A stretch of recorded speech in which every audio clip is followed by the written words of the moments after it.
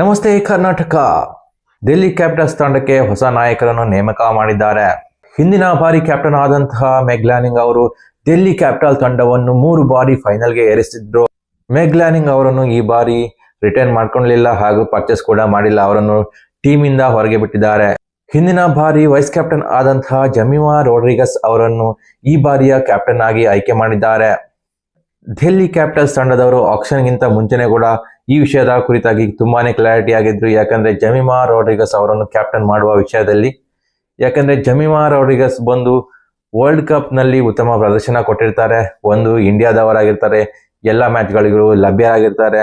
So ಅವರನ್ನು ಇವಾಗ captain ಮಾಡೋದು ಸೂಕ್ತ ಅನಿಸ್ತದೆ. ಯಾಕಂದ್ರೆ ಫ್ಯೂಚರ್ ಕಡೆ ನೋಡೋದಾದ್ರೆ ಜಮೀಮಾ ರೋಡ್ರಿಗಸ್ ಒಬ್ಬ ಉತ್ತಮ ಕ್ಯಾಪ್ಟನ್ ಆಯ್ಕೆ ಆಗಿರ್ತಾರೆ. ಸೊ ಆದ ಕಾರಣದಿಂದ ಡೆಲ್ಲಿ ಕ್ಯಾಪಿಟಲ್ಸ್ ತಂಡದವರು ಜಮೀಮಾ ರೋಡ್ರಿಗಸ್ ಅವರನ್ನು ಟೀಮ್ ಡೆಲ್ಲಿ ಕ್ಯಾಪಿಟಲ್ ನಲ್ಲಿ ಕ್ಯಾಪ್ಟನ್ ಆಗಿ ಆಯ್ಕೆ ಮಾಡಿರ್ತಾರೆ.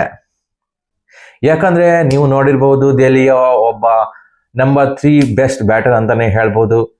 ಹಾಗೇನೆ ವರ್ಲ್ಡ್ ಕಪ್ ನಲ್ಲಿ ಉತ್ತಮ ಪ್ರದರ್ಶನ ಕೂಡ ಕೊಟ್ಟಿದ್ರು. ರೀಸೆಂಟ್ ಆಗಿ ನಡೆದ T20 ಪಂದ್ಯದಲ್ಲೂ ಕೂಡ ಉತ್ತಮ ಪ್ರದರ್ಶನ ಕೊಟ್ಟಿದ್ದಾರೆ. ಸೊ ಇವಾಗ ಅವರನ್ನು ಕ್ಯಾಪ್ಟನ್ ಮಾಡೋದು ಒಂದು ಉತ್ತಮ ಮೂವ್ ಆಗಿರ್ತದೆ ಅಂತಾನೆ ಹೇಳ್ಬಹುದು.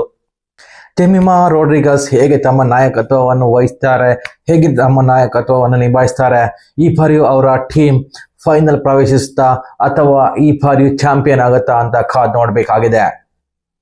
ಒಂದ್ ವೇಳೆ ನಿಮ್ಗೆ ಈ ವಿಡಿಯೋ ಇಷ್ಟವಾದಲ್ಲಿ ಲೈಕ್ ಮಾಡಿ, ಸಬ್ಸ್ಕ್ರೈಬ್ ಮಾಡಿ. ನಮಸ್ಕಾರ.